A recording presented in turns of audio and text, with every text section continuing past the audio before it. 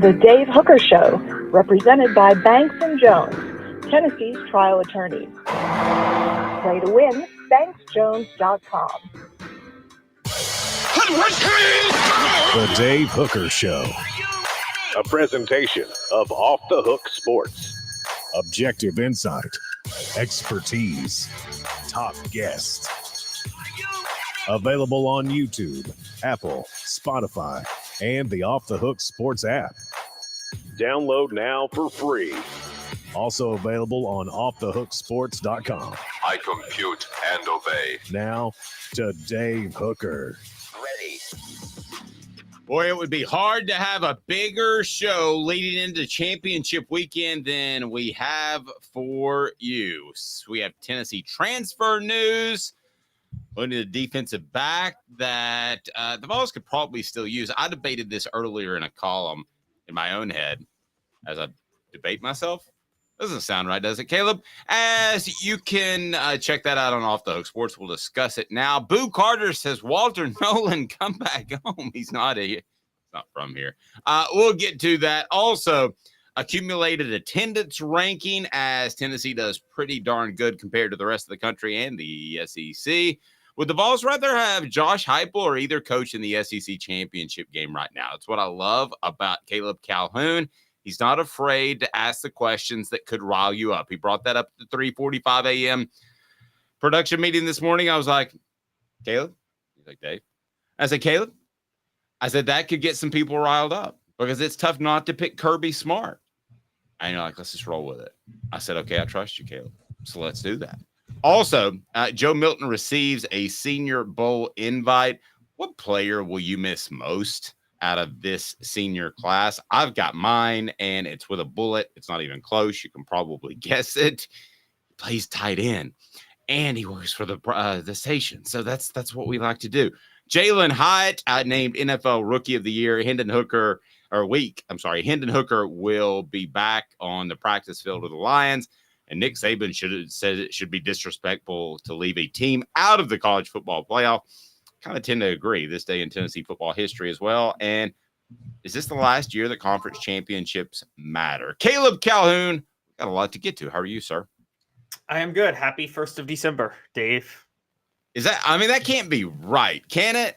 Is it really already the 1st of December? Yes, it is the 1st of December. I have traumatic experiences from my childhood because our church would always have these big December Christmas events on the first weekend, and they would try to shame me because I'm like, football's more important than church. So, yeah. Okay. I wanted to watch football games instead.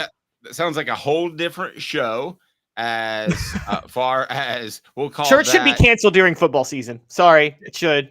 Yeah, we'll call it the SEO on that is does Caleb Calhoun believe? We'll get into that some other time, but we've got a lot to get to on the program. And you brought up a topic at that meeting this morning that this might be the last weekend where conference championship games really matter. And I'm a big playoff proponent. I'm all for it. 12, 16, do it. Let's do this.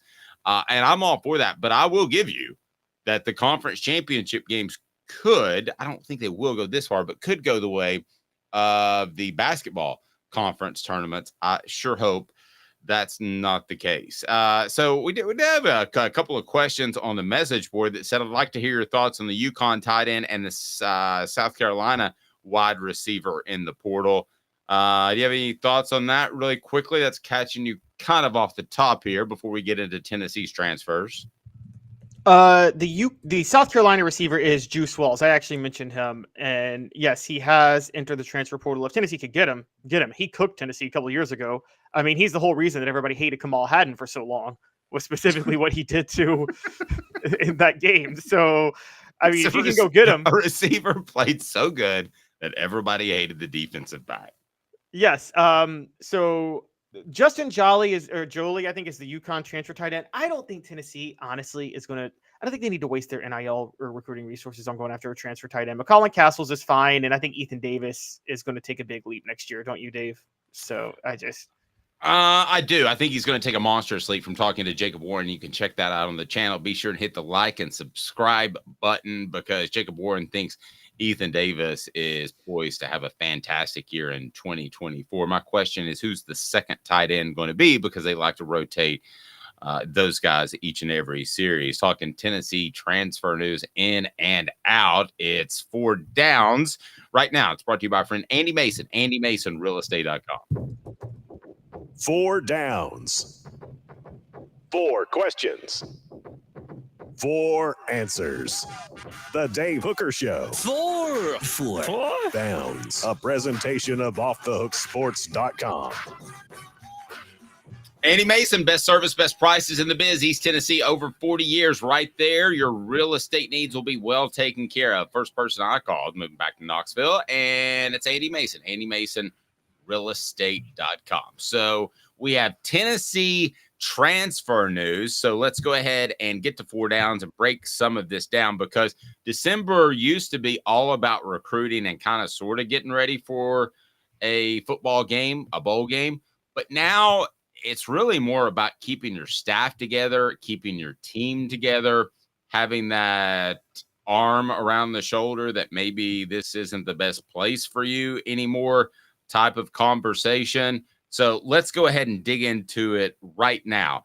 First of all, Coop, what should people do that like the program? Cooper Mays here. Hit like and subscribe. Thank you, Coop. First down. Coop here. First down. All right, we got Vol transfer news. Warren Burrell enters the portal. Loss, big loss, mega loss. Where would you rank it? Not a big loss. I'd say, okay, how about this? Loss. Just loss. I mean, it's not like he's nothing. I think Warren Burrell was coming back from injury, and I think he's very good guarding number 2 receivers. But Dave, honestly, I think Tennessee's got plenty of cornerbacks that can guard number 2 receivers. The problem is they don't have somebody who can guard a number 1 receiver. You know, the only reason I struggle with this, and I think Tennessee's offensive line is going to see this, and I think Tennessee's secondary is going to see this, where eventually it's going to be, buddy, I'm sorry, you're not good enough to play at the University of Tennessee. I think the talent level will raise to that point. I don't know that it's there yet. So I don't know that you say goodbye to some of these offensive linemen and defensive backs in particular. Linebackers, a whole different argument. You just need 4 good ones. I think you could do that if you needed to, or move Elijah Herring to defensive end. But those 2 positions, I'm not ready to say goodbye to live bodies that know the system. And that's a lame reason to keep somebody, but that's my reasoning. Yeah, no, I mean, I get it, but I think cornerback is actually deeper than people think in terms of players who can see the field. It's just not deep in terms of number 1 cornerbacks. There's not a cornerback that can shut down coverage on one side of the field on this roster at all. So no. So Burrell and that, look, Ricky Gibson and Jordan Matthews will both be able to do what Warren Burrell can do next year. So well, we hope so. Aren't we a little surprised we didn't see more of them, especially Jordan Matthews, based off what I heard in preseason and your evaluation of him? I'm a little surprised we didn't see Jordan Matthews in there earlier. I would be more surprised next year. I'm never surprised when they're a freshman if you don't see them. I do get surprised if you hear a lot of hype and they're a sophomore. My example of that, Dave, is you covered him. I heard hype about Rico McCoy the minute he stepped on campus at Tennessee. Remember that? When he was like absolutely standing out in practice. Still didn't play that much in 2005. And well, that's a good point. And Rashad Baker by Philip Fulmer was called the most fluid wide receiver he had ever seen. And the next day he was moved to defensive back. So go. Even the head coaches can be wrong. If we can as well. Represented by Banks and Jones. Let's get to a second down. Cooper Mays here. Second down. All right. UT offers MTSU transfer defensive lineman. And then I want to get to Boo Carter. So let's talk about the guys that could come into Tennessee's football program. What do we know about this Blue Raider? And then I want to get to Boo Carter and tell you that I'm sorry, Walter Nolen may be an alum of mine, Powell High School, but he does not have deep East Tennessee ties. Let's start with the MTSU transfer as we look for guys that might come into the program as opposed to leave. Yeah, so Marley Cook is an MTSU transfer. He's a grad transfer, so there's not going to be any like holdbacks for him. He's only 6'1", 284, but honestly, Dave, you can be a little undersized and play on the line in the system if you have agility to a certain degree. And so I think that would be fine. He did have I mean, he had 19 tackles for a loss and 10.5 sacks last year, largely playing in the middle. That's an insane stat line when you're playing in the middle. I don't care that you're at what is it, Conference USA level. That's pretty impressive. So I think this is actually a pretty intriguing option for the Vols. And I would say that, look, we saw this. We're mentioning him. You're right, guys. I stand corrected. McCollum Castles is not going to be back next year. But that's proof of your best transfers are the guys that come from smaller levels that may have just been misevaluated that are really, really good and really, really experienced. And I think Marley Cook could help with Tennessee with their lack of depth that they need on the defensive line next year. Split them the tight ends. If you use them like you did Fant and Warren, where they're a big part of the offense, then they're integral to this offense. I believe they will be with Nico at the helm. Joe Milton, those weren't his best passes up until the Vanderbilt game. It's the little dinks and dunks and the intermediate routes, which is primarily what they run. That just wasn't his best ball. So I don't think that was going to happen anytime soon. All right, so guys coming in and out of the transfer portal, the latest news that we have, and that is Boo Carter. Apparently, do we want to pull that Twitter up? Let's pull that Twitter up. Asking Walter. Is this third Nolen, down? Oh, yeah, it is third down. Sorry about that, Coop. Sorry. Tennessee center Cooper Mays here. Third down. What else should people do, Coop? Cooper Mays here. Hit like and subscribe. Yes. So this is still Dave actually. would never spot the ball as an official, guys. In case you don't know, he would just let the clock run out, like 30 seconds run off the clock and just never spot it. No, I would be awful at that. So this is going to be crammed together. Boo Carter asked Walter Nolen to come back home. All right. So for those that don't know, Walter Nolen was born in Memphis. He played high school football at 3 different schools: Olive Branch High School in Olive Branch, Mississippi, St. Benedict at Auburndale in Memphis as a junior, and Powell High School as a senior. His coach at Powell, Matt Lowe, who is terrible at poker, described him as a young man who has been blessed with size, speed, and athleticism. Matt, always a great quote. He doesn't have ties to East Tennessee. I don't think he has any reason to come to East Tennessee other than the business reasons, opportunity, and cash. And I will still say, when you get involved with an A&M or a Tennessee or even an Ole Miss ranked higher on the on-3 ability to pay out than I thought would, you're already entrenched with financial deals. So I think it's actually tougher in some cases to pull a transfer from another school than it was 5 years ago, before the transfer portal and before NIL. Does that make sense? Yeah, and I'm with you. I don't think Walter Nolen's leaving Texas A&M. There's too much money on the table. And also, here's the thing. This day and age with the NFL, if you're thinking about your NFL draft stock, they scout so well. Walter Nolen's not going to hurt his draft stock staying at Texas A&M regardless of the transition they're going through. He's just going to lose money. So I can't blame him for staying there. I will say this telling story to me is, I think Dave and many of you on the message board owe Boo Carter an apology. He's not going anywhere. He clearly wants to stay at Tennessee. I'm glad you pointed that out, because I will admit when I'm wrong. I thought the guy transferred a lot. He flirted with Colorado. I actually predicted at one point I don't think he ends up at Tennessee. But now he's recruiting for the Vols, so I think that's good news for the Vols, and I think it's good news that Boo Carter will end up at Tennessee. So I'm totally leaving that one behind. And what stratosphere at this stage would anybody of Boo Carter's caliber, where he is in his connections to Tennessee, flip his commit to Colorado, given what's happening with Deion Sanders right now out there? Oh, well, no. At the time, we're in September. I thought that, I was giving Deion Sanders the benefit of the doubt, but that's clearly not the case anymore. I told you I'm addicted to watching his press conferences. Him and Jim Harbaugh now, and his press conferences are on YouTube. And it was like he went through, Deion Sanders did, and greeted everyone, kind of shook their hand and said, "Hey, good to come back," and all this sort of thing. Well, why? Because he's in a little bit of trouble. It's like when the guy at the press conference says, "Caleb, that's a very good question." He's doing two things. He's trying to endear himself to you, and he's trying to think of something good to say. So as far as third down, that's potentially players coming into the program. You mentioned that's fourth down. Come on, Dave. You got to stop the ball better. I'm still on third. Oh, okay. Sorry. You're still on third. Okay. Sorry. Guys that'll affect Tennessee. Juice Wells at wide receiver from South Carolina. Then I want to get to the guys that will affect Tennessee, not from a roster standpoint. That's fourth down. Maybe this is on the fly. That's fourth down. But before we get past third down, which is a possession down in some situations, although Caleb never punts, Juice Wells, fit? No. Would he come to Tennessee? Thoughts? I mean, I would consider coming to Tennessee if I were him. The only reason he wouldn't is he'd be a slot guy, and I think Squirrel White still has that locked up. And Juice Wells wants to play immediately. He's already been in college, a major receiver for 2 years. He's transferring because Spencer Rattler entered the portal, and he knows that nobody else is going to throw him the ball. So particularly with Shane Beamer and Dowell Watkins as offensive coordinator, keep an eye on other guys too. Mazio Bennett. You made a prediction last year, Dave, that Mazio Bennett would not stay at South Carolina when he committed, flipped from Tennessee to South Carolina. I did. I think we're going to see that within the next month. Okay, and I can't blame him. Okay, here's my thing with Juice Wells. And you talk about him being a slot. I would not have said this a month ago, but Dante Thornton could slide outside and play an outside receiver position. I don't think it's his best fit. I think it's slot, but we saw that happen later in the year before he got hurt, that he did play wide out. So then maybe you're looking for another slot receiver. So it depends what Tennessee wants to do with Dante Thornton.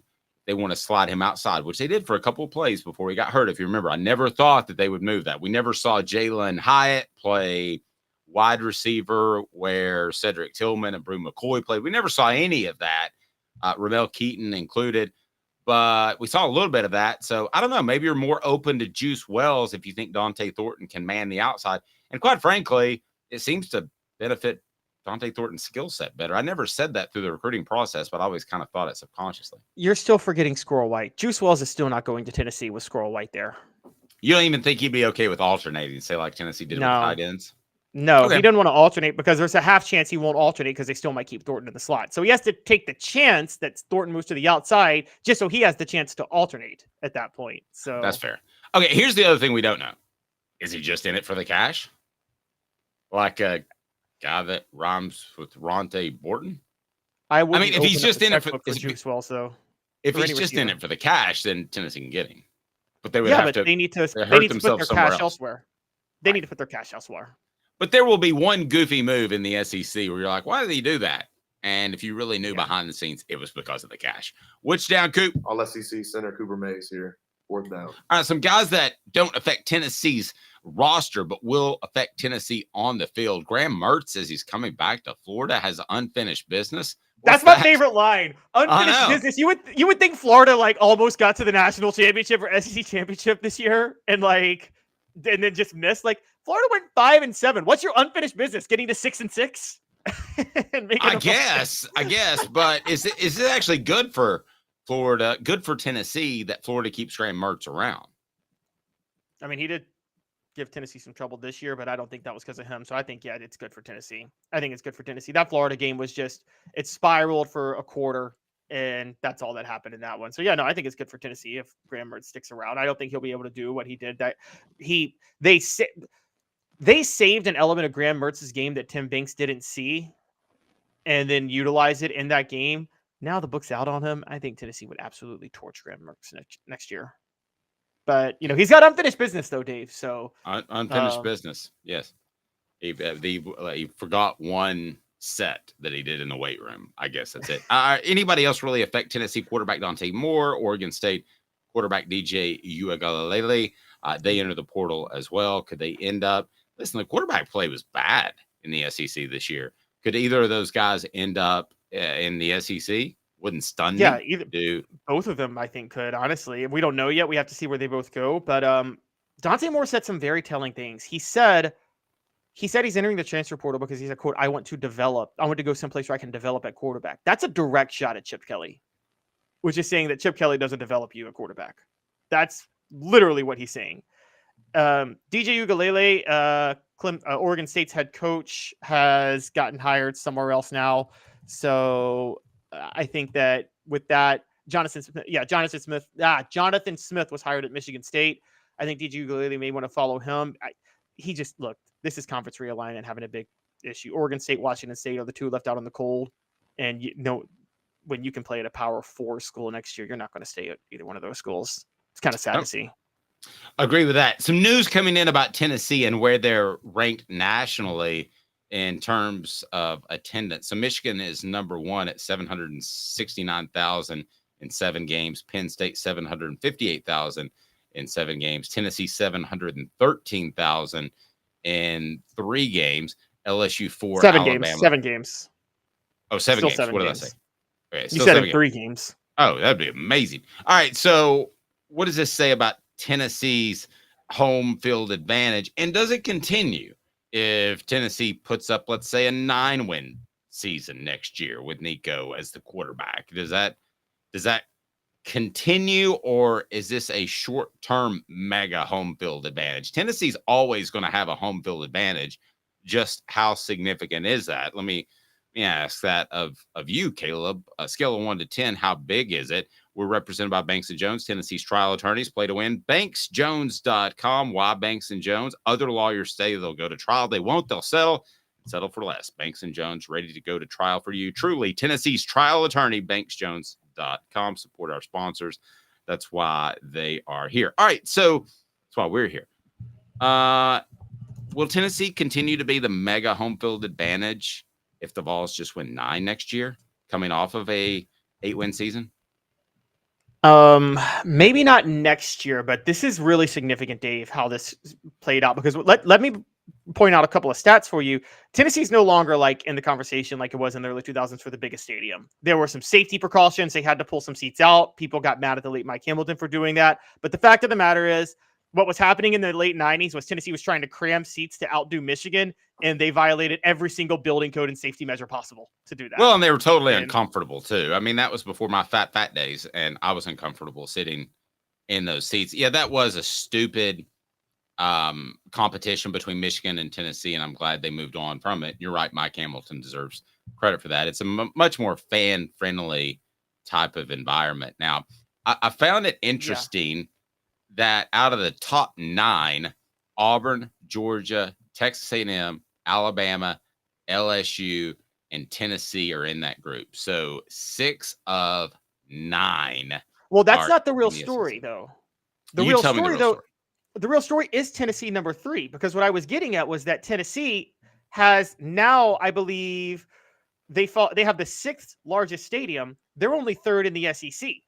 LSU and Texas A&M both are ranked higher. Now, okay, Texas A&M, I understand why they're 6th. I understand why they don't want to show up for games. They wanted Jimbo Fisher fired. And so I get why they quit showing up. LSU, though, literally had a parallel to Tennessee this year, where they expected a lot of big things and it just didn't match what they did. But LSU had some big home games, and you would have thought that they would have had fans show up more. And let's not forget this, Dave. Tennessee, this was the year where their biggest games, if you do their 3 biggest games, Florida, Georgia, Alabama, 2 of the 3 were on the road. And so because 2 of the 3 were on the road, they should have had less attendance this year. It should have been a drop. And they finished number 3rd, again, ahead of LSU, ahead of Texas A&M. Another stadium that's bigger than theirs is Ohio Stadium. Ohio State, they had better attendance in Ohio State, and Ohio State was in the college football playoff rankings. This, to me, tells you the story of who are fans, which program who's more excited about the state of their programs right now. Ohio State having the 3rd largest stadium and being behind Tennessee and LSU and Alabama and Texas A&M and Georgia. That to me suggests that they're out on Ryan Day. Yeah, but also remember this too. A lot of those tickets were purchased following a 10-win season, and I did see an awful lot of Georgia and Vanderbilt post about tickets for sale. So I think you're seeing, unless Tennessee wins 10 or 11 games, I think you're seeing the erosion a little bit, the early bits of the erosion from the 10-win season as far as fan support. I don't think you're anywhere, shape, form, even close to throw a yellow flag, much less a red flag. Everything's still fine. But I think you're seeing the beginning of that. If Tennessee were to win 8 games next year or 9 games, I don't think that Tennessee would be an elite home field advantage. Still very good. So we're splitting hairs to some extent. Still very, very good. Let's go ahead and get to what the H, because my guy Caleb brought this up, and I love Caleb, but sometimes he just he says stuff that I know that's going to get me in trouble. So here we go. What the? What was he thinking? Release the hounds. The Dave Hooker Show. Keep cool. A presentation of offthehooksports.com. All right, so here is what my guy says this morning. He said, would you rather have Josh Heupel Nick Saban or Kirby Smart? If you're Tennessee, right, is the way that this breaks down, or what the H statement of the day is that the way this breaks down? That is correct. If you're Tennessee. Okay. Do you want to? Who would you take? I take Josh Heupel. Okay. Make your argument now. I want to hear it because I'm having trouble following you. Saban is old, yes, but Kirby Smart and Josh Heupel are in the same generational category. How can you not take Kirby Smart? Be sure and hit the like and subscribe button. Want to hear your thoughts. Would you take Josh Heupel over Nick Saban or Kirby Smart right now? So I'm going to let you go, Caleb. I don't know how you're going to defend this, but I believe in you. You've done it before. Pull the fish out of the lake, because this is one big bass. There are two types of coaches. One that, and they can both be great X's and O's coaches. One is an X's and O's coach that maximizes his players. Okay, one is an X's and O's coach that knows how to make sure that can get the best players and knows how to put those best players in positions to win. The Jimmies and Joes. You know what I'm talking about, Dave, right? The Jimmies and Nick Saban and Kirby Smart are Jimmy's and Joe's coaches. They're good analytical coaches. They are great X's and O's head coaches, but they do it from the perspective of having the best players. So they can run a simplistic pro-style offense and focus on defense and the old defense wins championship narrative, because they have the best players, and that's what you need to do when you have the best players. Then there are the coaches that have to be creative. And the reason they have to be creative is even if they can recruit at a high level, they can't recruit at a level where they will out-talent Georgia or Alabama or the top schools. Tennessee is in that position. So I think because Tennessee is in that position, they're just a step below, by the way. They're not Nebraska, where there's absolutely no talent, don't get me wrong, but they're certainly not Alabama or Georgia. So they have to be creative with their offense. Okay, let me ask you this. So Kirby Smart couldn't do the same thing at Tennessee that he has been able to do at Georgia. Obviously, geography would go against him, but you say no. Yeah, he would absolutely not be able to do the same thing at Tennessee that he does at Georgia. Not even come close. Kirby Smart, part of the reason Georgia hired him so quickly, they didn't want to hire him that year. They wanted to wait another year. But South Carolina came calling. So this kind of provides... And he wouldn't have been able to do it at South Carolina. That's what I was going to ask you. This kind of provides a little bit of a backdrop to your argument. Would he have been able to do the same thing that he has done at Georgia at South Carolina? Nobody's saying that Smart would come to UT. We're just comparing the three coaches for our message board. No, because if you're going to be if you are a talent-based team, you should structure your team around defense, Dave. You agree, right? Because great defense, Jimmy disagrees with me, funny enough, on this, Jimmy Hyams, but I think great defense still beats great offense. Even this day in college football, if you put the perfect defense lined up against the perfect offense and they both know what each other's doing on a play, I think the defense wins still every time. I would be with Jimmy, and I would be offense because the rules changes. But 20 years ago, I would have loved what you're saying. I would have been at the church of Calhoun. But right now, I think the rules changes have made it too difficult. I still think it's defense even today. It's at least debatable. It wasn't 20 years ago, right?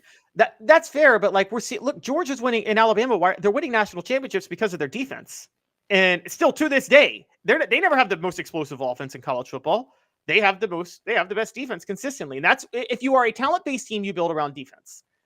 And Kirby Smart, I'm just going to say this: how will Muschamp do at South Carolina? He's a Nick Saban disciple, a defensive coach, just like Kirby Smart, right? And he failed miserably. How'd Jeremy Pruitt do at Tennessee? A Nick Saban disciple, defensive coach, failed miserably. Kirby Smart is on par with Jeremy Pruitt and Will Muschamp. Okay, what about the kill you versus kumbaya approach? Okay, because basically Alabama and Georgia, they come to practice every day to kill each other. Those are the type of practices they have. They had them at Tennessee in the late 90s. There's more than one ways to skin a cat. I'm not saying that that's the right or wrong way to do it. Such a disturbing phrase. I hate that phrase. What? More than one way to skin a cat. Why would you ever skin a cat? What sociopath came up with that one? Well, I guess I don't know, working at some sort of restaurant that serves cat secretly instead of the Kung Pao beef. But the kumbaya approach would probably be one of my least favorite things about the Josh Heupel program. So from the get, if Saban and Smart walked in the door, you'd have a tougher program. Am I wrong? A little less finesse?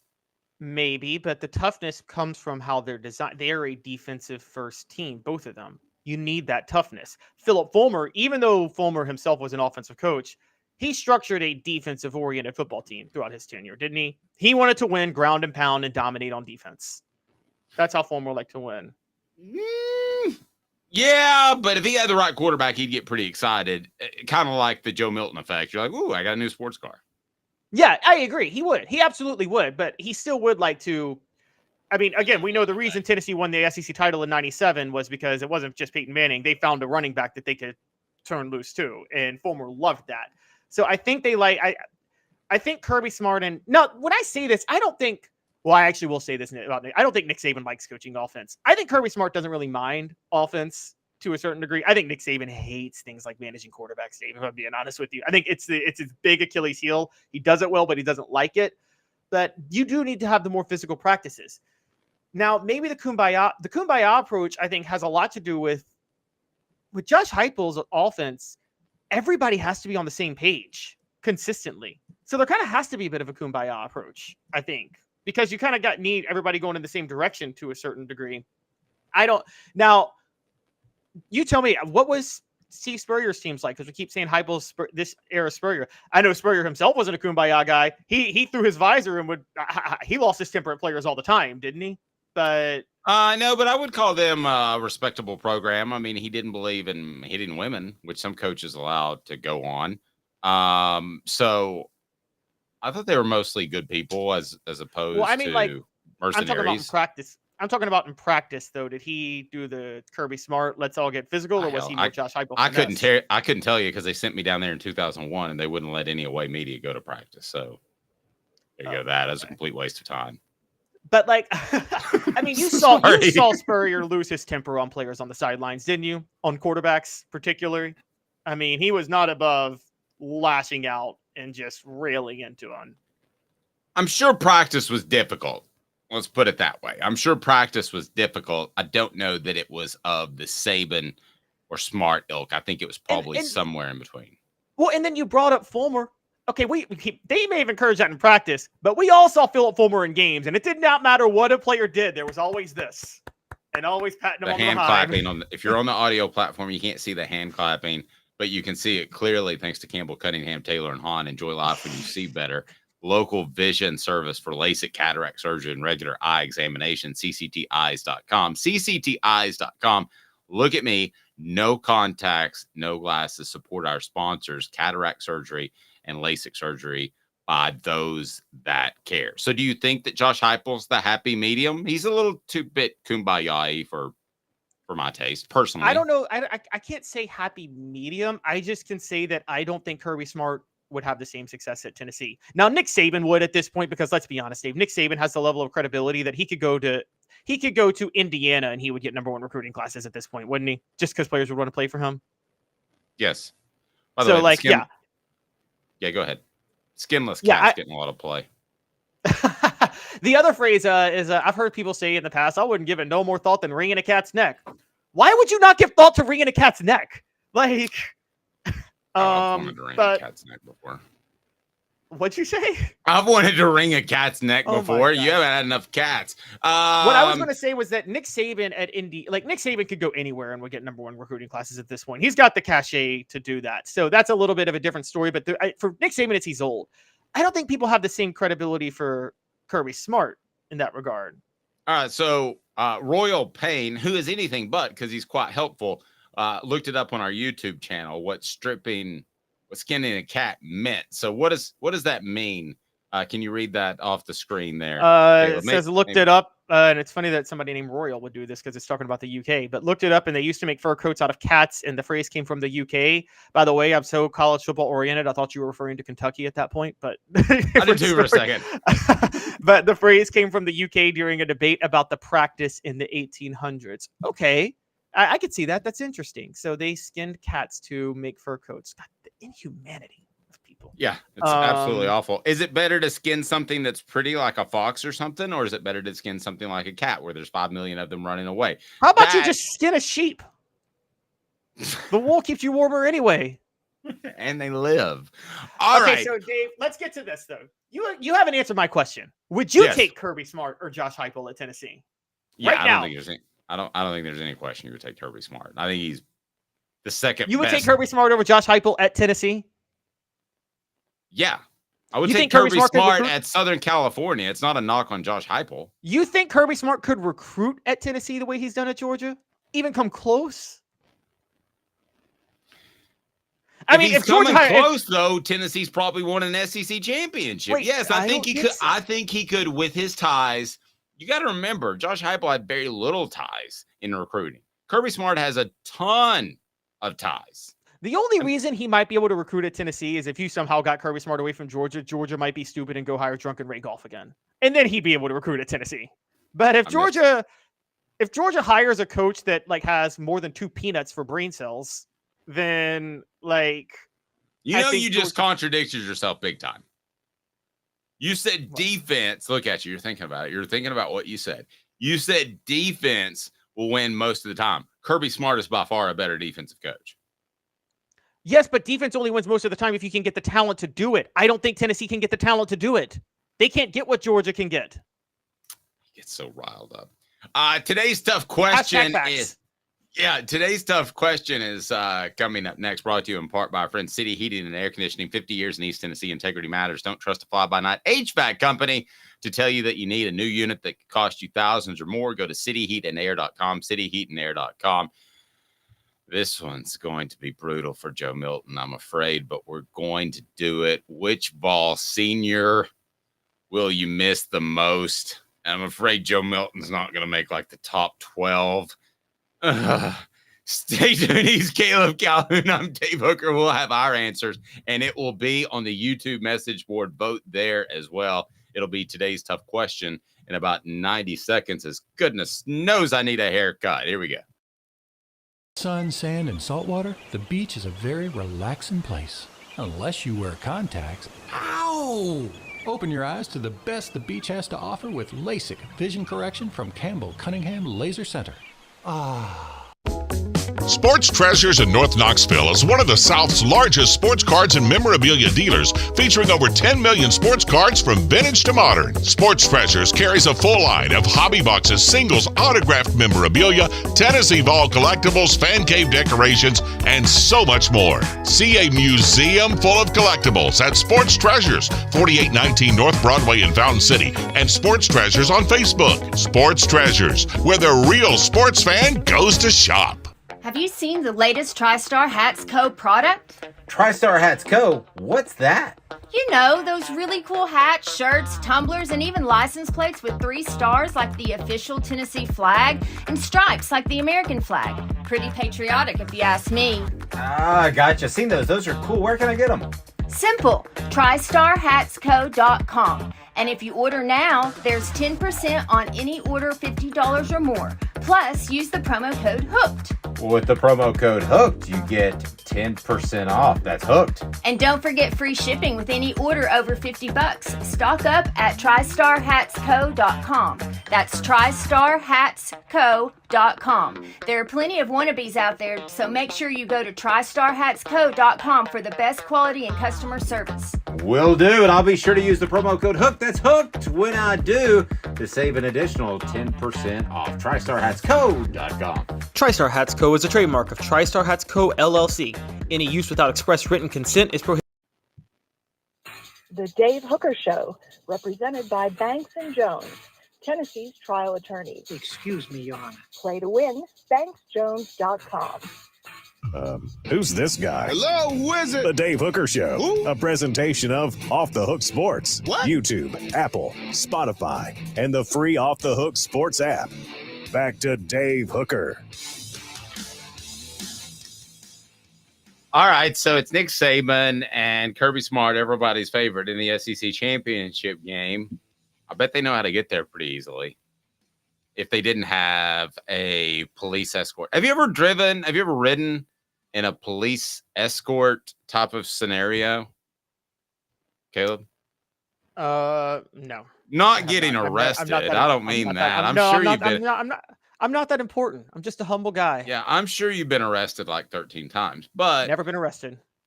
That's a shame. I got a friend who's never been pulled over. Is that not odd? That's crazy. Never been pulled over. Yeah. That's wild. I mean, I might get pulled over this afternoon. All right, so we had a question on the message board before we get to pressing topics at hand, like which senior will you miss the most? Joe Milton gets his Senior Bowl invite, but first, we had a question on the message board. Would Nick Saban have won at Vanderbilt? The answer is absolutely yes. Here's what Nick Saban, here's my thoughts on what Nick Saban would have done at Vanderbilt. He would have gotten to the SEC championship game 3 times. We're talking about roughly a 20-year career if you want to combine LSU and Alabama. And he would have won 1 championship, but not an Natty. There's not that support in Vanderbilt. But I will go over the course of a 20-year career, he would have been hired away. Okay, so I know this is all hypothetical, so don't correct me on the message board. But what do you think? In 20 years, how many times does he make the SEC championship game? How many times does he win the SEC championship? I'll go 3 and 1. You? Okay, so if he was hired in 2013, over 20 years, I would actually agree right with your That'd analysis. be 2003.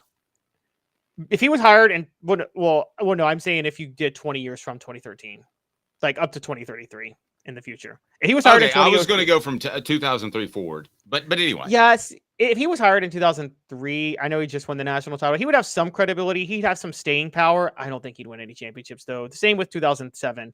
Again, for Nick Saban, it's the level of – this is why I said I would hire him over Kirby Smart.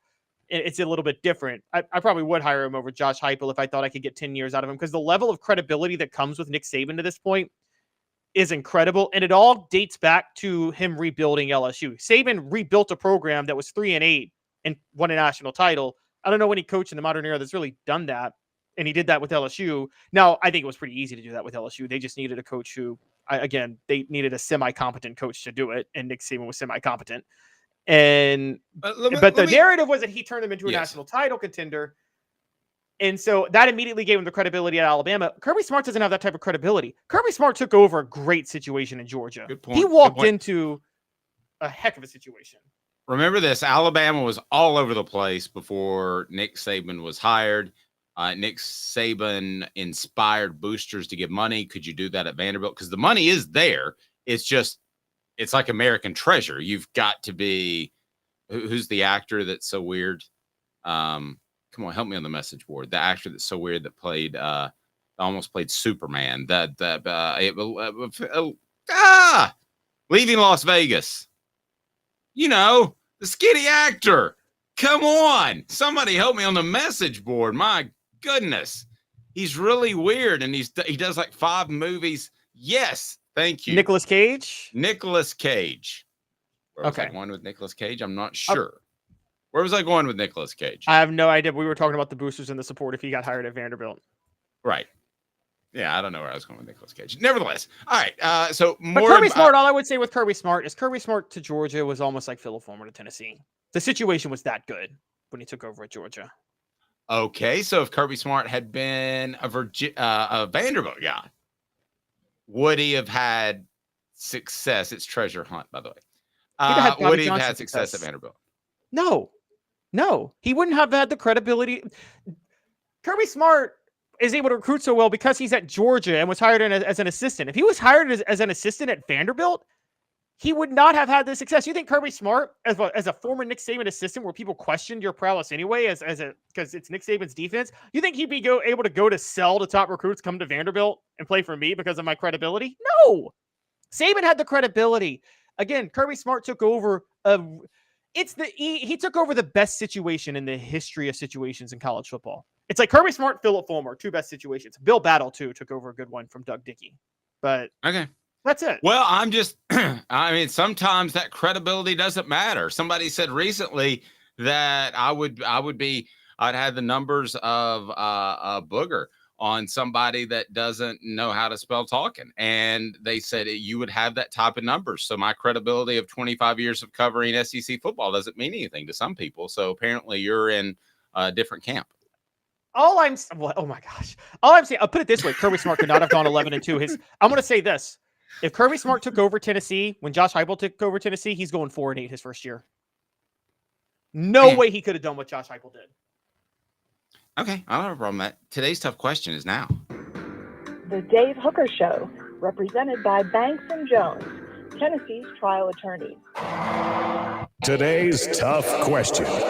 Take a side. Take a stand. The Dave Hooker Show, a presentation of offthehooksports.com.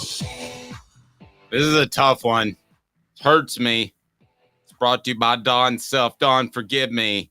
He is your State Farm agent in the greater Chattanooga area. Everybody's shopping prices, but for over 40 years, Don has built his business and reputation on taking care of their customers. You can vote on YouTube. I'll tell you more about donself.net. Which senior are you going to miss the most? That is on our YouTube page right now. So I went with Joe Milton, the third Junior Esquire Senior Prince, Ramel Keaton, Jacob Warren, Aaron Beasley. All right. So what is your vote? And if you say anybody but Jacob Warren, I'm just going to come to the screen and be really mad at you. These are people out of eligibility. We know they can't come back next year. Right. And say Jacob Warren because I love Jake. As a person, I'm going to miss Jacob Warren the most. I love Jacob Warren. But honestly, in terms of what Tennessee needs on the field, I think Tennessee is going to miss Aaron Beasley the most. Significantly so. Okay. Now, right now, when we look at the poll, it's Ramel Keaton 30%, Jacob Warren 30%, Aaron Beasley. Now Beasley jumps up to 36%, Joe Milton third. It's 9% of the vote. Because give me the last time that Tennessee's fan base said, I'm ready for that quarterback to get the H out of the door. And I'm asking you because you have your finger on the pulse of the fan base. So I want you to answer this instead of me. I think Tennessee fans were very excited about Jonathan Crompton after Eric Ainge graduated. They liked what Eric Ainge did, but there was a lot of excitement behind Jonathan Crompton in 2008, Dave, before everything went to hell. Okay. I know a lot of background there. I'm not ashamed to say so now. I was very close to the Crompton family. I think there were a lot of things at play behind the scenes. I think it turned them bitter to the university. But all that being said, he ended on a good note with a win over Georgia and then closed out the senior season. There's not that ending. I'm sorry. You can throw for 500 yards against Vanderbilt. That doesn't care. That doesn't matter. No, that ending's not there. I'm saying in general, though, this is the most extreme case of what you're bringing up. You're absolutely right. Another close one, but again, it's because of Nico waiting in the wings. Another close one, though, Dave, I will say, I was 3, but I'm a history major, so one of the things I do as a history major is I actually don't just study what happened. I study what was going through the minds of people when that happened and what the thought process was. So I know what you were thinking in 1991, Dave, better than you know what you were thinking in 1991. Probably. 1991, I can tell you exactly what I was thinking. I was thinking girls. I was a junior in high school. Oh man, and there was no internet, so the work to try to watch porn at that time had to be really difficult. I don't know about all that. I'm just saying. Oh, okay, I like sure. the interaction with the ladies. All right, so what I was gonna say was, you were a Tennessee fan. I know that. And when you were watching Andy Kelly, you were enjoying that last year with Andy Kelly, but you were definitely like, I cannot wait to see what Heath Schuler does when he takes over next year. Because everybody, there wasn't that recruiting coverage. There was. I've got press clippings though. I've got press clippings. Everybody was excited about Heath Schuler going into 1992 because everybody knew he had the most special athletic ability of any quarterback they had ever seen. Okay, I'm not arguing that, but I like girls at 16, and I didn't know who Tennessee's next quarterback was going to be. I was not that into it, but I see your point. Everybody's excited about the next quarterback, and that's Nico. But the simple fact is people aren't excited about Joe Milton potentially coming back, which he can't. He doesn't have any eligibility left because he wasn't very good. If Joe Milton had another year of eligibility left, Heupel would have named Nico the starter this year, I think. Just to go ahead and move forward and not have to have that competition, because we all know Nico was going to be better long term. Nico's just that good. He's going to be that good. You're asking me what's comparable. Joe Milton to Nico Lee. Yeah, no one's going to miss Joe Milton because they're excited about Nico. We like Joe Milton. We respect him, but if you're a Tennessee fan, you like Joe. I think Tennessee fans like. Do we? I think they wanted him to have a good year. They really did. They really rooted for him, but it just didn't work out the way it wanted to. Had a decent year. Had a decent enough year, and I think they see it as a good transition year. But it's a transition year. So guess what? Do we respect him for what he did? Do you not like him? No, I don't dislike him. Like and respect's another thing. But I think he sidelined Tennessee's program for a year. I don't think he sidelined it. I don't think Tennessee was going to do any better or worse this year, honestly. Okay, here my thoughts. I think that he had a glass ceiling. He wasn't a good fit for Josh Heupel's offense. He didn't read the ball. He didn't read quickly, process quickly, get the ball out quickly. He wasn't accurate. I thought that in August. I thought that he would really limit what Tennessee could do offensively. So do I respect him for showing up and being a man? Yeah, but it was just because he got lucky. You should almost respect the situation more than you should respect the person. What's he supposed to do? Lay back on the couch during spring practice and not do anything? He did the best he could with his opportunity. And yes, I guess I respect that, but there are a lot of guys that would do that. You and I, if they said you're going to be the starting quarterback for Tennessee in 2024, we'd work hard, wouldn't we? This whole work hard and you're a good dude doesn't jive with me. No, I mean no, but it wasn't. Let me tell you this. This is a shout out to Ernie Israel, who is still with us. He was our middle school gym coach, and he said you can get a piece of paper and you can write 2 + 2 = 5. And you can fill out the whole notebook and you can write 2 + 2 = 5. I guess that was good effort, but 2 + 2 still equals 4. Joe Milton wasn't that level of bad of what you're talking about, though. Joe Milton equaled 5. He equaled 5 a lot. Okay, but Joe Milton was not. We're not talking like Jared Garantano in 2019. Okay, or are we not? 2020. Are we not? No. We're not, Dave. We're not. We all watched that. Now, to be fair, Joe Milton had better support system with Josh Heupel than Garantano did, but we're not talking about that. We're not even talking. I mean, I'm sorry, I hate to bring it up again, and it may not be his fault, but we're not talking Crompton in 2008 either. Gary, I'm not blaming the entire season on Milton. Gary, I'm not. We're not talking Rick Paulson in 2005. Lord, I thought that. Okay, that's another. Gary, I'm not blaming the entire season on Milton. But I'm just telling you, the offense ran completely different because of his deficiencies, period. Also, okay, this is not Tennessee, but I'll tell you a quarterback who had success that people were still not going to miss when he was gone. Ready? Yeah. Chris Leak. Chris Leak won a national title, and Florida fans still were like, we can't wait to see what happens after he's gone because they knew who was waiting in the wings. It's a great comparison. It's a great comparison. And listen, I don't think Tennessee had an option.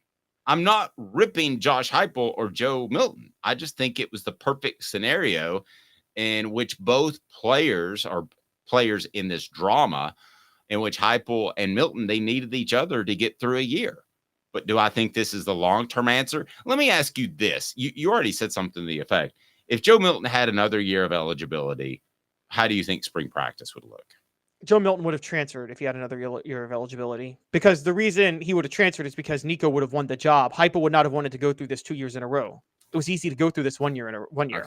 Okay. Then why didn't that happen in October? I'll give you September because he was light, but the guy's put on 20 pounds. Why didn't that happen in October or November? You finish out the season with Joe Milton. There's nothing wrong with that. Why not? So you can go get blown out by Missouri anyway? They were going to get blown out by Missouri no matter what in that game. That wasn't Joe Milton's fault. I'm not blaming it on Joe Milton, but a couple of different plays in the passing game changes things, guys. What's wrong with finishing out the season when you know the result's going to be the same anyway with your 6-year senior who stayed, who the team loves? You're not hurting anything for the future. Smoky Mountain Red said he limited us, and we could have had the same production with Nico gaining experience. This gaining experience. No. He's right. He's right. Other than saying September when he was light, and you brought it up, so I dug around, and yes, he was still light, and he was a little bit banged up if you remember at one point. I think it was a wrist injury. Other than that, yes, you could have got him more experience. He could have played more, and you'd feel better about going into this upcoming season. I'm not okay. I've watched enough college football over. I think Travis says Caleb, the voice of reason. Is this the Twilight Zone? Dave, I think we are overrating in-game experience. There, I said it. I've watched enough college football in my time, and I've got to say that in-game experience that's meaningful, totally overrated. Jameis Winston won the Heisman without playing a snap of college football. Johnny Manziel won the Heisman without playing in the first year he started, he had never played a snap of college football beforehand. And I'm sorry, I don't think in-game experience matters that much. I think experience on the practice field matters. But I think in-game experience. Well, he's had that. Now, I've been told he's 50-50. That's how the snaps have been divvied up. And that gives you some insight into coaching right there, because most coaches will split it 90-10 or 80-20 when there's a clear-cut starter. So that tells you one of two things. Josh Heupel's getting ready for the future, or Josh Heupel thinks that the future may have come at some point in October if Joe Milton struggled more. I was told by somebody, again, with close ties to the program, they would have pulled the plug if it had gotten much worse. Now, that's not what I was told all year. I'm just passing along the information. They wanted Joe Milton question to be then. successful. Here's a crazy question. Did doing the 50-50 actually make things worse, where either you pull the trigger, go with Nico to give him 100, or you just give Joe 75-25? Did that hold Joe Milton back a little bit, doing 50-50? I guess you could make that because argument. I mean, how many drops did we see from receivers this year that maybe they and Joe weren't on the same page? Could that have something to do with the fact that Hypo was splitting reps? Yeah, you saw a few drops because it was coming at him at 120 miles an hour. Well, from 8 yes, yards away. you did. You absolutely did. But I'm just saying, by the way, and so the question becomes on this: how do you think he's going to perform in the Senior Bowl? You think he's going to help or hurt himself in the Senior Bowl? Let me get to that. Sports Treasures, you can probably, I would imagine, get autographed helmets there of Joe Milton if you would like. And they have great Sports Treasures that will hold their value better than that. I can promise you that. And so much more. Follow on Facebook for the best sports memorabilia daily updates. Go to Facebook Sports Treasures TN. Follow them. Sports Treasures TN. Follow them. Over 5 million Sports Treasures. How do I think he'll do in the Senior Bowl? When's the last time a quarterback's done great in the Senior Bowl? I mean, you only get to play a quarter, so I think the practices beforehand will determine how he's viewed by NFL scouts, and I think he'll wow people. I think his play was so bad, though, during the season that instead of Anthony Richardson wowing himself into a first-round pick, I think that Joe Milton will wow himself into the draft because of his physical ability. Okay, that's fine. I could see that working out, too. I agree with you to a certain degree on that. That's probably what is going to happen. I would like to point out, for those coming at me about in-game experience, guys, y'all realize how many national championship quarterbacks never started a game before the season they started, including T. Martin at Tennessee in 1998? I don't think it mattered that he didn't play any meaningful snaps in 1997. And I would say the same.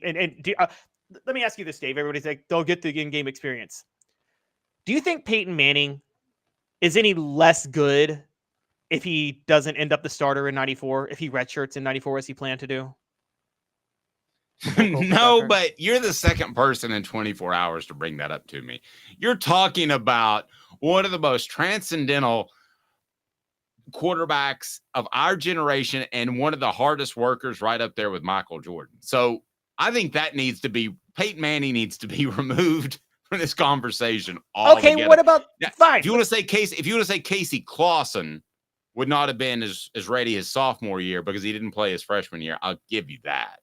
Well, no, I'm saying that they would have. I don't think it would have mattered, honestly. I'm saying Casey Clausen was a darn good bit better his second year because he made his first start midseason against Alabama. Okay, but what about again? But for your Casey Clausen, I can give you Greg McElroy. Never started a game and then won a national title at Alabama. I can also give you. Sorry. I was stuck in the car and heard a lot of McElroy yesterday on a podcast. I can also give you A.J. McCarron. Never started a game, won back-to-back national titles. Does anybody wonder why Greg McElroy was so high on Hendon Hooker last year and has been so down on Joe Milton this year? Was it perhaps because he was doing a little bit of freelance work for, I don't know, a place called Omaha Productions last year, which is owned by, I don't know, a guy named Peyton Manning, Rick Terry Jewelry Design. We want to be your jeweler looking for an affordable game day jewelry. How about the Fire Opals at Tennessee Tradition, rickterryjewelry.com, and they bring your eye on the NFL, and that is Jalen Hyatt named NFL Rookie of the Week. Just as Josh Dobbs' play starts to falter a little bit, I have no issue with that. I think you get figured out after a couple of games, and now it's up to Dobbs to kick it up another level, and he's one of the guys, I'll tell you frankly, that I believe in, and he will do so. Hendon Hooker makes his practice debut. I'm not a believer in Jared Goff. I am a believer now in the Lions, which I wasn't when he was originally drafted. I like what they're doing. Dan Campbell's a little bit of a goofball and a little bit too beloved as their head coach, but they'll end up on the right path, and I like Hendon Hooker's future a lot. But I want to go back to Jalen Hyatt. It's easy to say because Joe Milton's play that you missed Hendon Hooker more than anything from the 2022 season. However, I could make a strong argument that Tennessee missed Jalen Hyatt nearly as much as Hendon Hooker. There are a lot of balls that Hendon Hooker threw to Jalen Hyatt where he was bare, and I mean wide open, and he runs like 38 miles an hour, and we underestimated, I did at least, his talent level and the way he could change an offense. He is going to be, at the very least, a 10-year starter in the NFL and might end up being an all-pro. How much did we overlook Jalen Hyatt's departure? A lot. I considered him a total system guy. I did too.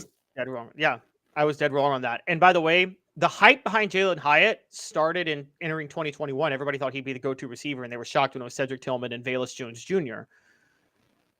A lot of that hype comes from, Dave, I know this, the previous coaching staff. Jeremy Pruitt and Jim Chaney loved Jalen Hyatt. They wanted him specifically on the recruiting trail. And whatever you guys think about Jeremy Pruitt, that dude knows talent. He knew talent better than any. He may be the best talent evaluator Tennessee's ever had as a head coach. I can honestly say that.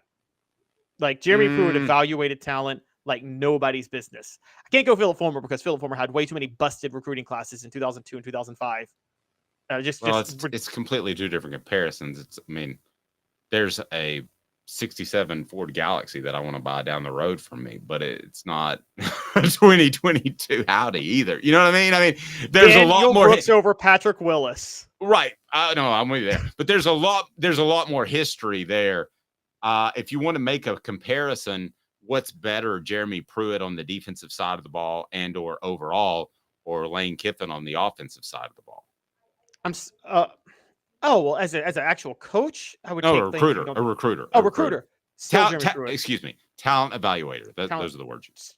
Jeremy Pruitt. I would take Jeremy Pruitt evaluating offense over Lane Kiffin evaluating offense. I saw what Lane Kiffin did with that 2009 recruiting class at Tennessee. He did not evaluate talent well at all. And then he went and got a huge recruiting class at USC when he went that first year after leaving Tennessee. And that was, again, a bust of a recruiting class. I think Kyle Prater was like the biggest star they got at receiver. Remember, you probably thought Kyle Prater was going to Tennessee, didn't you, before Lane Kiffin left? And never heard him again at USC.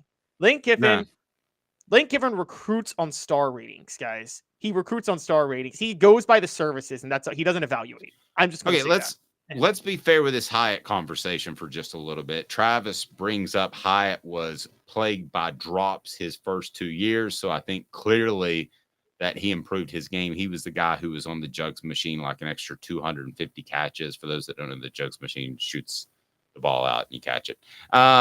Gary does bring up a good point about Pruitt. Pruitt was so good he called Michael Penix, and said, "Hey, we're going in a different direction." And there's always trouble. Yeah, right. But there's always trouble when Penix goes in a different direction.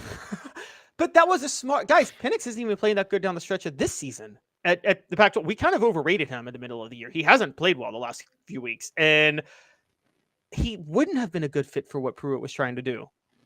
And if we're comparing, you want to talk about that, Lane Kiffin pushed Taj Boyd out, and he actively did not try to recruit Cam Newton.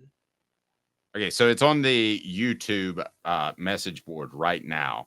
It's changing. What ball would you miss the most from this class? Aaron Beasley at 36% is number one. Joe Milton, the third Esquire Jr. Senior, at 27%.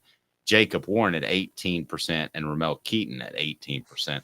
I don't know what you're thinking. Give Jacob Yeah, give Jacob Warren some love there. We got to go. We got to do that.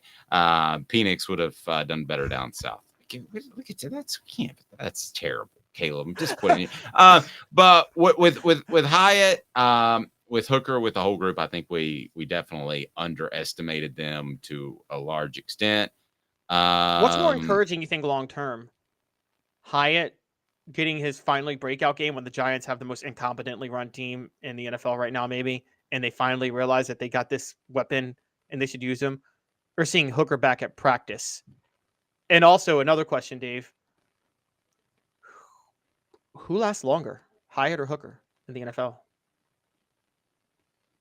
Ooh, that really is a difficult question. Like if Hooker makes it as a starter, he lasts longer because quarterbacks last longer than receivers. Well, here's my thoughts. Hendon is at the very least going to have a Joshua Dobbs type of career where he hangs out because he's a hard worker and he's smart, right? I mean, Yes, at the very least, he's going to hang out in the NFL for 8-10 years. And he's got a much better arm than Dobbs too. I love Dobbs, but Hooker's but I mean, with Jalen, I think what we're evaluating is he going to be a star? Because I think Hooker's going to be around. So do you think Hyatt's going to be a star? If you think Hyatt's going to be a star, then you would take him over Hooker. Yeah, no, you're right.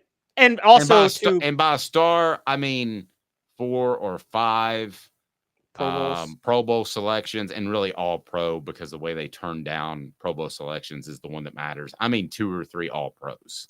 So those you don't turn down. Hooker is the type of guy, if he hangs around like Dobbs and he gets his shot, he would do better than Dobbs to me, because he can do everything Dobbs can do, but he'll also have the better arm. And so I think that really opens the door. And you see, I don't know if you watched the game the other night, Minnesota, and I understand why they're trying to keep Dobbs more in the pocket right now, because as you know, Dave, in the NFL, you can't constantly roll out to make passes. You do have to start throwing from the pocket more. And the problem with Dobbs is his arm is just, it's what you told me. And you're right. It's true. I love him. And I still think he could get it figured out, but he's got a really weak arm. I mean, his arm compared to NFL quarterbacks is like Rick Clausen's arm was compared to other college quarterbacks in 2005. And it's just, yeah. And there's a bare minimum. There's a bare minimum. It's now, like Dobbs still. Are you ever on the interstate and it says minimum speed 45 miles an hour? I mean, yes. Or you have to get off the interstate. Joshua Dobbs is right at about 46 miles an hour.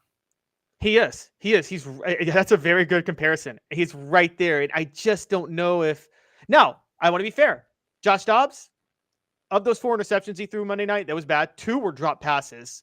And he did lead a game-winning drive.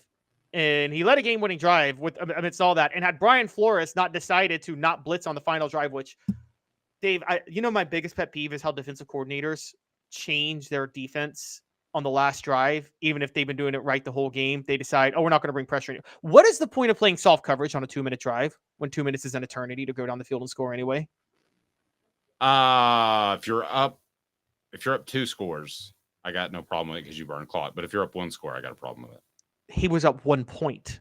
Meaning all Chicago had to do is get in field goal range. Well, I do hate it when people say prevent is never used. It should never be used. No, if you're up 30 in the 4th quarter, it's okay to use prevent. It should be used. Yes, exactly. Yeah, I mean, that's kind of one of my little pet peeves. This day in Tennessee football history coming up, and it includes some all-time greats. Portions of the program brought to you by the Hemp House, the premier hemp dispensary online with a wide variety, great selection, and strict standards to ensure you only receive the best in CBD or Delta products. So certainly check them out. Hemp House Chat with 2Ts.com, Hemp House Chat with 2Ts.com. Use the promo code HOOKED. That's HOOKED for 10% off.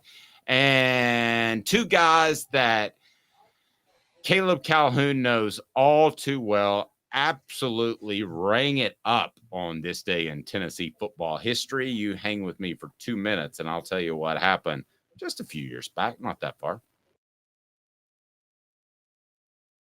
Got cataracts? We can fix that. Never miss another moment.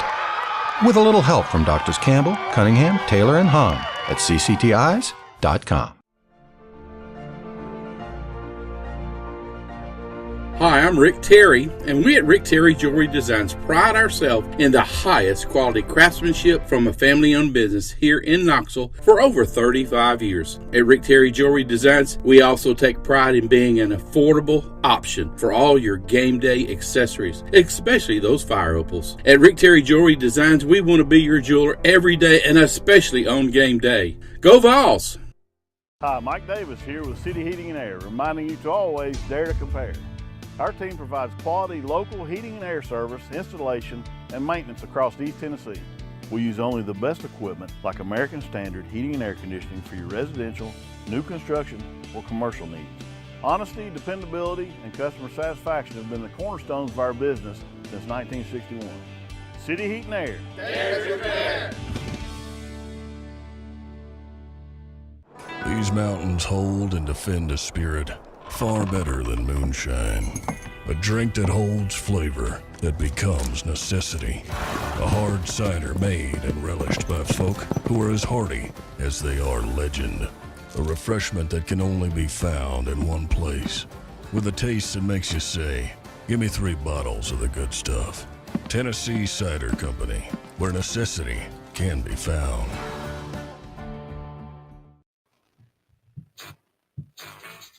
The Dave Hooker Show, represented by Banks & Jones, Tennessee's trial attorneys. Excuse me, Your Honor. Play to win, banksjones.com. Who's this guy? Hello, wizard. The Dave Hooker Show, Who? a presentation of Off the Hook Sports. What? YouTube, Apple, Spotify, and the free Off the Hook Sports app. Back to Dave Hooker. All right, so here we go. It is on the YouTube message board, and Aaron Beasley is running away with it. What ball will you miss most from this class? And it's Aaron Beasley with 42% of the vote, Ramel Keaton and Jacob Warren with 17% of the vote, Joe Milton with 25% of the vote. Okay. As far as Keaton or Warren and where they stand tied for last, listen, guys, if Ethan Davis doesn't come through next year, and I think he will, but, I mean, you're always a turned ankle away, then you're not nearly as effective at the tight end position. I think you guys should be voting for Jacob Warren a little bit more. Ramel Keaton, I want to send out a little bit of my bad. Keaton was banged up during the season. At the time, we didn't know it, and I kind of thought he was a guy that just had a glass ceiling, as we talked about with Joe Milton.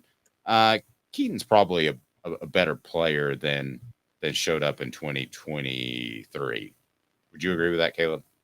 I agree. I still think there might be an NFL future for him, like late round. And so I think we should give him a bit of a break on that. And by the way, Aaron Beasley winning the poll. Rocky Top Tom says, ooh. If you don't agree with that, then you can go ahead and get on board and change it up. We can do that. As always, represented by Banks & Jones, Tennessee's trial attorneys. Play to win, banksjones.com. Truly Tennessee's trial attorneys. Why settle? They won't. T. Scott Jones, banksjones.com. Others say they go to the trial. They won't. This day in Tennessee football history.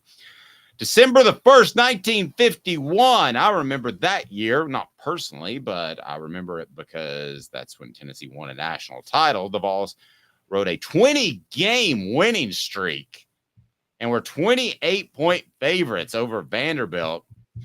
They built an early 21-0 lead. The Commodores would surprisingly score 3 TDs in the third quarter. How many times have we said we started the sentence with the Commodores would surprisingly score blank? But anyway, they did so. 3 touchdowns in the third quarter to pull within a point of the number 1 ranked Vols. Hank Laricella, the Vols All-American tailback, had to leave from injury, but his replacement was Herky Payne, proved to be just fantastic, a star in what proved to be Tennessee's winning march and clinching touchdown just before the end of the game. So it ended up being tight, 35-27. Our friends at This Day in Tennessee Football History, I would encourage you to follow them on Facebook. And I remind you that portions of the program are brought to you by our friends at Tennessee Cider Company, the original hard cider of the Smoky Mountains. Use the promo code HAT to receive some free swag. That's free hats with your cider order, available most anywhere in the United States of America. tncidercompany.com. Nick Saban says it would be disrespectful to leave the SEC out of the college football playoff. I want to agree with that, but I want to agree with it now. I don't necessarily want to agree with it in 5, 10, 15 years when Nick Saban and Kirby Smart have both retired. I feel like they deserve the benefit of the doubt. If you're deciding between a 4 and a 5, and a 5 that's never been there, let's take a TCU, and they're really even, and you're a committee, and you're subjective, you're not objective, which I would prefer with a formula. If you're subjective, I'm giving it to the guy who's done it before and put up a good showing in the college football playoff. I'm leaning towards Kirby Smart or Nick Saban in this particular scenario. So would it be disrespectful to turn your back on them? Yeah, I think it would. I think if it's a 50-50 split, or even maybe a 60-40 split for the other team, I'm going with Alabama and Georgia, getting them the college football playoff because I know they'll show up. And at the end of the day, what is this, Caleb? It's a television show. It's entertainment. And I know those guys are going to show up. So disrespectful or dumb, pick the word. But yes, I would agree with that. I am so mixed on this. Because in principle, I want to agree with you. And let me break this down a little further. For those who think there's an SEC bias because of the number of times the SEC plays and gets the number of invites SEC gets to the college football playoff, the number of times they play in the national title. There was a year in the BCS where 2 SEC teams played each other for the national title. Dave, you know that one well in 2011. If you think there's an SEC bias, you have not paid attention to history whatsoever. The SEC has earned all the bias it got. And if you really think there's an SEC bias, here's a stat for you. There was only one team in the BCS era from a BCS conference to finish the whole season undefeated and not play for a national title. That team would happen to be Auburn, an SEC team in 2004. Mm-hmm. So if anything, there was a bias against the SEC. And they kept winning to the point that committee members finally had to actually automatically give the SEC the benefit of the doubt, because against non-SEC teams in the national championship game every year from 2006 to 2010, an SEC team won. And then it happened again in 2012, 2011. And here's the other factor to this. Typically, when a controversial team gets into the playoff for the national title game, a team that we don't think deserved it, that barely got in, they almost always lose and prove us right that they didn't deserve to get in. Unless they're an SEC team. They get in, the controversial one, Alabama 2011, when they got the rematch with LSU, they proved they belong. They blew out LSU. Alabama 2017, Georgia 2021, every time they win it. So the SEC has more than earned it. And in terms of actual talent, no serious person is going to say that Alabama and Georgia aren't 2 of the 4 best teams in the country. And then lastly, one thing I agree with everything you said. Yeah. It is a television show. I want to believe in body of work and most deserving, but I don't want to see Georgia TCU in the national title game. That's not good for anybody. No, let's be honest. TCU played one good game last year, but did anybody think that would be the case? And Georgia kind of played flat. I mean, I thought that TCU would be a 1 and out and get blown out by 30 points, just like everybody else that has done that, like Cincinnati. That wasn't the case, and kudos to them, but that's probably going to be the case most of the time. Here now, this is going to be, they like to say, a mute point in Ottawa. So this is a mute point in Ottawa, not a moot point in Ottawa. But it's going to be a 12-team playoff. So we've got a couple people saying, oh, it doesn't really matter. You know, a 1-loss team. No. We're talking about 2-loss teams when this turns into a 12-team playoff. So if you're a 2-loss Tennessee team and you're a 2-loss TCU team, who will be in which conference? Big 12? They're still in the Big 12. Okay. Give me somebody else. How about somebody that's not in the major conference that's really highly respected? Well, no, this debate is actually versus major conference. I would still give the SEC the benefit of the doubt versus the Big 10 or the Big 12. Okay, let's go major conference. All right, let's go ahead and I'm going to ratchet up my own argument.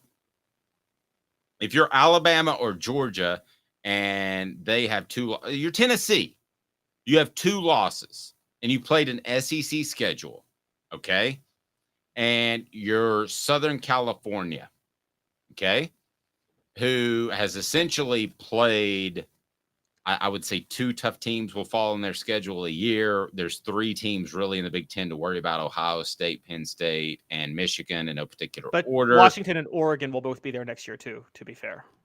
Okay, so Washington and Oregon, I mean, that's a pretty stout conference. I would feel the same way about them as I would any team from the SEC, but the SEC just has more history. So if there's going to be, and remember, it's a television show, you're going to get great ratings, and that's a factor.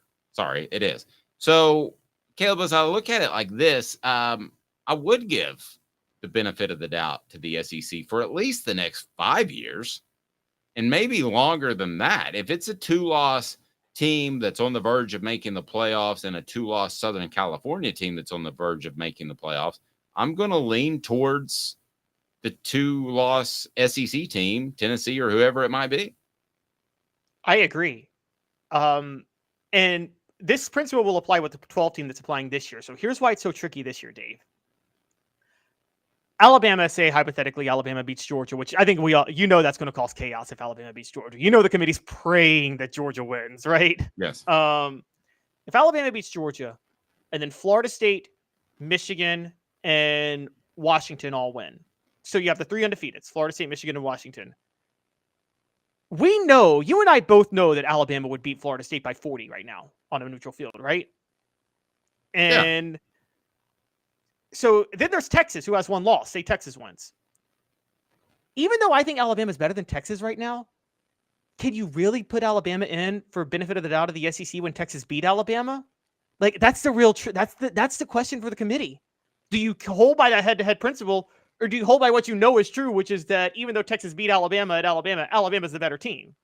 Well, see, here's why I love Rocky Top Tom's contribution to the program. He says, and this is a perfect example of what is disgusting about the prospects of a 12-team playoff. We're talking right now about 2-loss teams being in. 2-loss teams will be in. He calls it, goes on to call it sickening. I have no problem Agree, with Rocky that. Top Tom. I totally disagree. What other sport do you have to go undefeated to have a chance to win a championship? There is no other sport. What other sport has regular season games etched in our memories as some of the greatest games in history? Okay, the kick 6 is the greatest spectacle in the history of sports, and it was a regular season game between Auburn and Alabama. That wouldn't matter in this era. Nobody would remember it. The only NFL has wild finishes like that in regular seasons. Nobody remembers it. You know what they remember? The Immaculate Reception, because it was a playoff game. But right. But and the NBA is the same way. The first thing I thought of was Larry Bird and Dominique Wilkins. They had that showdown, but that was the first round of the playoffs. No, you're right. But what is wrong with that? You've got one kid. Give me your most prominent college football memories quickly over the past 5 years. Kick 6 has been a little bit longer, right? 10 years. Well, past 5 years, the playoff has been in existence. I think the playoff ruined the sport. Ruined it. It's at an all-time high. Television ratings are up. I still think it ruined the sport. I think it's a long-term mistake. Look, this is a debate we'll get to in a second because I wanted to talk about the effect it's going to have on conference title games. So I want to stick with the SEC real quick on this. Okay. So Dave, where do you go though? Do you put Alabama in over Texas? Do you put them in over FSU even though Florida State's undefeated? Or do you just leave them out altogether? Who do you put? Do you replace Alabama with? Do you replace Texas or Florida State with Alabama if both win this weekend? If Alabama wins, ask me that question one more time. If Texas and Florida State both win, Florida State's undefeated.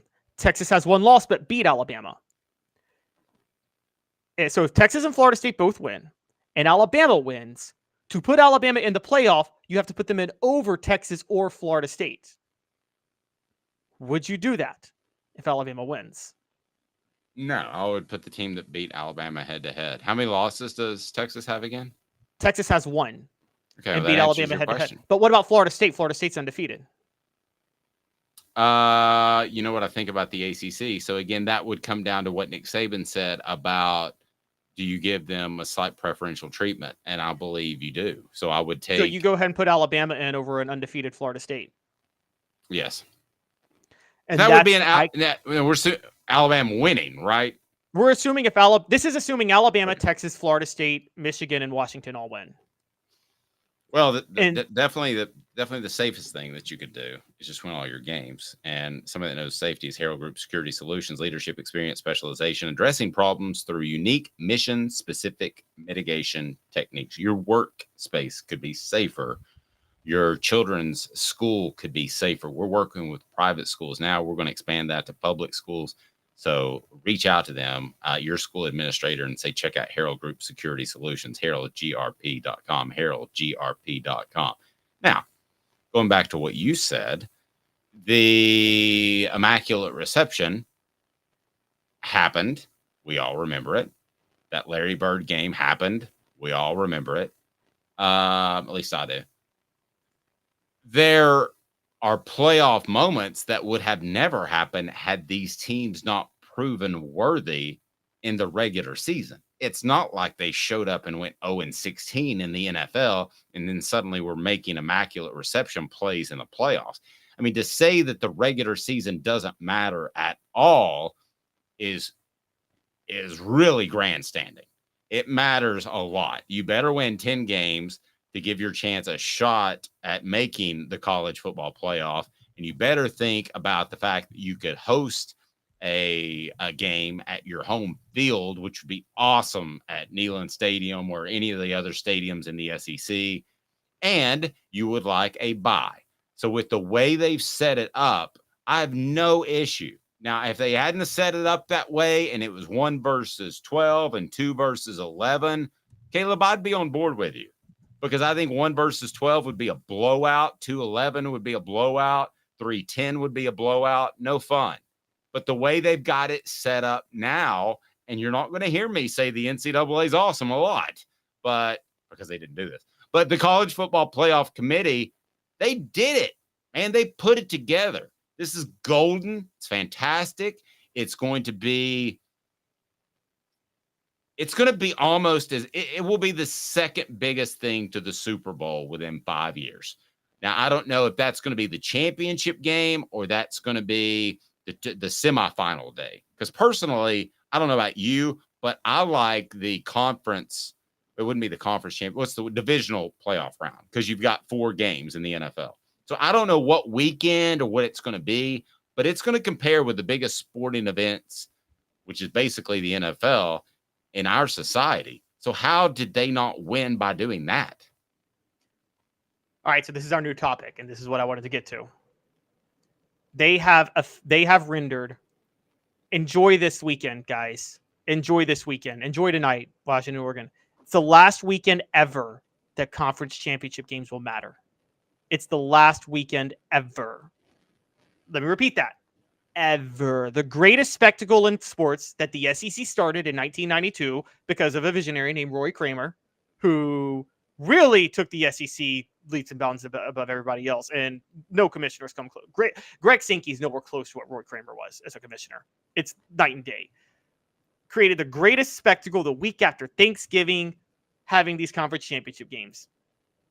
Starting next year, Dave, you say you get to play for the first round bye, so you try to win your conference championship, right? Mm-hmm. All right. You win the first round. You get the first round bye.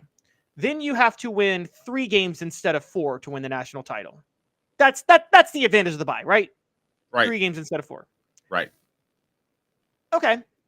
Well, you still technically have to win 4 games because to get the bye, you have to win your conference title. So why not just rest all your starters for the conference title? You know you're in the playoff anyway, and you still just have to win 4 games. I'll explain to you why. And here's my concern is that the conference championship games will go the way of the basketball tournaments. They will be that next year. Okay. That I don't think it's going to happen. And here's why. Because let's take a look at this year. Where is Georgia currently ranked in the college football playoff? Number 1, right? Number 1. Okay. Number 1. Where's Alabama? Number 8. Okay. Number 8. So those 2 teams play. If Alabama beats Georgia and it's a 12-team playoff, they would have a bye and or a home field game. Well, they would at least have a home field game. They might have a bye. What does Georgia care, though? Well, Georgia has to play an extra game. If Georgia loses. Georgia has to. Wait, but they don't have to play an extra game. If they just rest all their starters for this game, this could be their bye. This can count as their bye. No, I'm dropping them to 5. If they pull shenanigans like that, I'm dropping them to 10. But if they lose, I'm dropping them to 5 so that it costs them a game. That's the whole point. You're missing my point, though. Okay, if they have to try to win the conference championship game, that counts as a game that they have to win. Yes. So even if they get the bye, they have to win 3 games in the playoff, but plus trying to win the conference championship game, that's 4 games that they have to try to win. If they don't get the bye, if they just rest all their starters, heck, forfeit the conference championship game, and you don't give them the bye, they still just have to win 4 games at that point. Just happens to be 4 playoff games. And as a matter of fact, it'll be easier because the first round, would you rather exert your energy to try to beat Alabama in the SEC title or to try to win a first round playoff game that you'll have to play against some group of 5 school that is going to be in the first round? If this were a 12-team playoff this year, agree or disagree, the winner of the SEC championship game would get a bye. The loser would not. They would. I'm saying the bye is irrelevant. You still actually, because you're still having to win the same number of games. If you don't try to win your conference championship, then that can be your bye. Okay, but if you don't try, then you're suddenly playing an extra game. You're going to have to show up. And by you're the playing way, you're playing an extra game if you try to win your conference championship game. But the SEC means something. It still does. Now, now with the Big Ten, no. The ACC conference basketball tournament still meant something. Did it not? Until everything's gotten shifted around. But it still meant something. Duke and North Carolina wanted to win the ACC tournament. Now, I don't know what the Pac-2 or Big Ten have going on and if they have conference pride or not. But by golly gee, if you don't have a lot of pride in Atlanta on Saturday, no matter who you are, to win a conference title that they will put a banner up, then I don't know what's wrong with you. If you don't think that game matters, then I don't know what's wrong with you. Plus, pragmatically, if you win that game, you're going to get a bye. So I think the bye doesn't matter because if you can just use the conference championship game as your bye by not trying to play. Nobody is going to do that. I think you know what I would do? I would rest every one of my starters. I'd put every one of my backups in if I were Georgia this week. Every single one of my backups. Yeah, and you just punt the whole time. I would. Red Bull you for water boy. I'd kneel it 3 times and punt it. Every single time. I would kneel it 3 times and punt it. And I wouldn't care. And by the way, I got another one for you, Dave. Here's where it's really bad. Are we going further into the dumb deficit? Where are we going? Because this matters. This is a huge game. I'm going even further. The conference title, the 12-team college football playoff will kill rivalry week. If I were Ohio State or Michigan last week, I'd have lost that game on purpose. Because then I could get 2 byes, not trying to play against my rival and not having to play in the conference title game. Thank you, Smoky Mountain Red. He says that would be horrible coaching, teaching players to lose. Herm Edwards said, golly, that voice. Herm Edwards said you play to win the game, and you do. And so that's why teams rest their starters in the NFL when they have what they need. Not in the conference championship game. There are things to play for, both pragmatically and pride-wise. Dave, you know how you get me on board? Let me ask you this. Do you think that Tennessee, South Carolina, LSU, who else would be? That's pretty much it.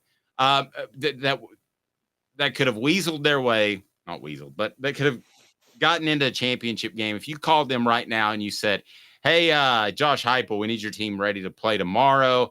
Georgia, the bus had a flat tire. He's going to go play, and he's going to go play for pride, and he's going to go out and try to win the darn thing. Yeah, because there's no playoff to think about for Josh Heupel. So what? There would be if you win the conference. Next year, there would be if you win the conference championship. But that's why if you're Josh Heupel, you try to win because you have to win to get in, period. By the way, okay, Dave, you can get me on board. You know how you can get me on board with this? You ready to get me on board? I don't know that I want you on board. Go ahead. Don't just do home field advantage for the first round. Do it for the second round too. The 4 teams that get a first round bye, they get to play that game at home. Well, I like that. I like that, but here's where it's not pragmatic because the bowl committees still have too much power. They don't have the power like they used to. Right. They still have a significant amount. So in 5 years, we're having this conversation for real when the bowl committees are like, hell, just send me whoever you got. Yeah, I agree. And because I think that because the NFL, the reason you're playing for the first round bye is not the first round bye, actually. You're actually playing because you want home field advantage. Because in January, who plays at home matters in the NFL a lot. Think about this. It'll matter. It'll matter in the playoffs too. Let's just say Florida's at their best and Ohio State's at their best. If you're Florida, you don't want to go to Ohio State. If you're Ohio State, you probably don't really want to go to Florida. Exactly. That's my point. Yeah, that makes it fun. I've said this for college basketball. I think the stupidest thing college basketball does is I think the conference tournament should be held by the team that had the best regular season record every year. If you're one of those smaller leagues that if you're one of those smaller leagues, you're one of those smaller leagues that only your conference tournament champion goes.